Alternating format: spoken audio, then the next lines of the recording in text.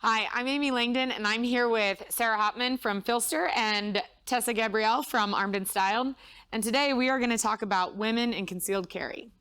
More and more, we're seeing women take self-protection into their own hands and be empowered and find that confidence of, okay, I'm ready to conceal carry. Where do I start? When you guys get these questions of where do I start, what's your advice to somebody coming to you ready to want to conceal carry? For me, I guess everybody's a little different, so I kind of look at their circumstances and where they're coming from. I think for most people, a good place to start is a good introductory class. And you don't even actually have to own a gun to start with a class. You can contact the instructor beforehand and say, you know, I don't own a gun, I'm interested in this class, do you have anything that I could rent? And most instructors will have something there that you can try or that you can rent.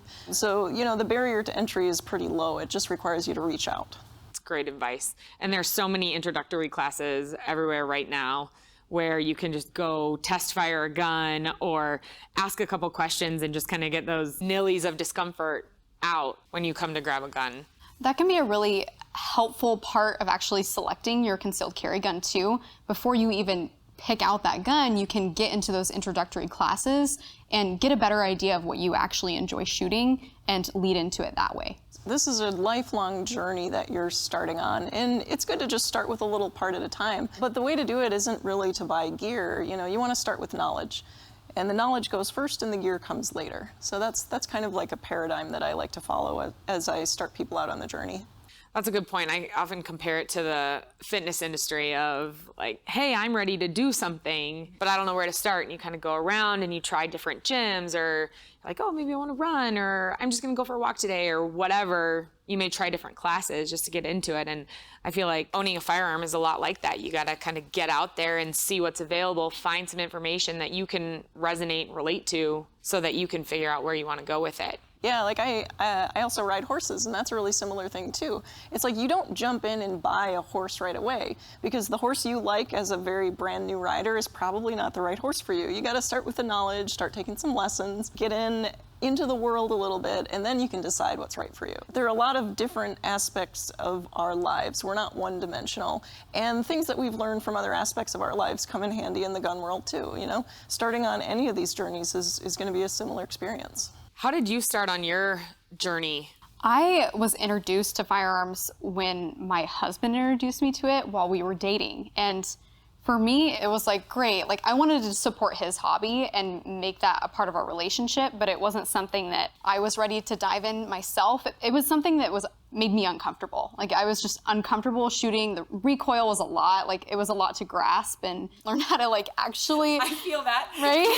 Like, learn how to actually get that under control.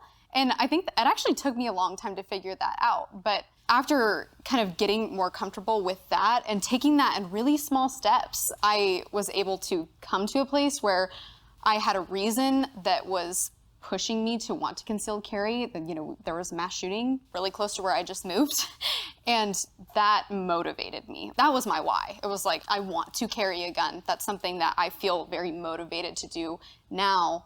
And so at that point, how do I make that happen? What kind of stuff do I need to do to make that happen? What kind of gun do I want to carry? And it kind of just took off from there.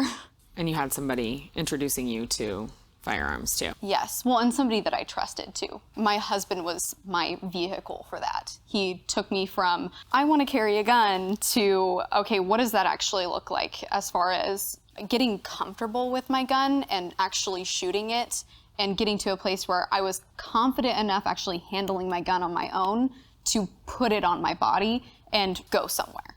It was a very similar situation for me. Ernest is the one that got me into shooting and being around a firearm, despite the fact that I'd been around law enforcement for how many years, and I had never fired a gun. And I was on my own. I had my baby, and I was ready to have something to protect myself. So he got me a firearm. We spent a lot of time shooting, but on the closet shelf sat the firearm, and the ammo was over here, because once we put them together, ooh, nope, wasn't comfortable there. And it took me a long time to get over that hump and learn how to shoot and be comfortable, you know, doing all of the things that you're gonna start to learn in an introductory class of feel, aim, you know, where are the sights? What am I looking at? How does this all fit together so that I could actually get comfortable just shooting and knowing, hey, I have to perform several steps before the gun actually goes bang. Yeah. And that was the hardest thing for me to realize up front. Yeah, and it's really important to go at your own pace for these things too. Like there's no requirement that you have to like jump in with both feet right away. You can start to do just a little bit at a time as your comfort level allows. And the more skill you get, the more confidence you develop, the more your comfort level will expand. Well, like you guys were saying, it's so much like that with being athletic, like getting into CrossFit or some kind of athletic activity, jiu-jitsu and riding horses. You really do take little bites, and like before you know it, you've taken little bites to where you've consumed a lot, and you're grasping it in a way that you didn't think that you could, 15 little bites ago, Right. I think collectively our best advice for you if you're looking to get started is go find that introductory class or find somebody who you trust and know that understands firearms so that you can start to take small bites and really gather some information so you can start to make your own decisions.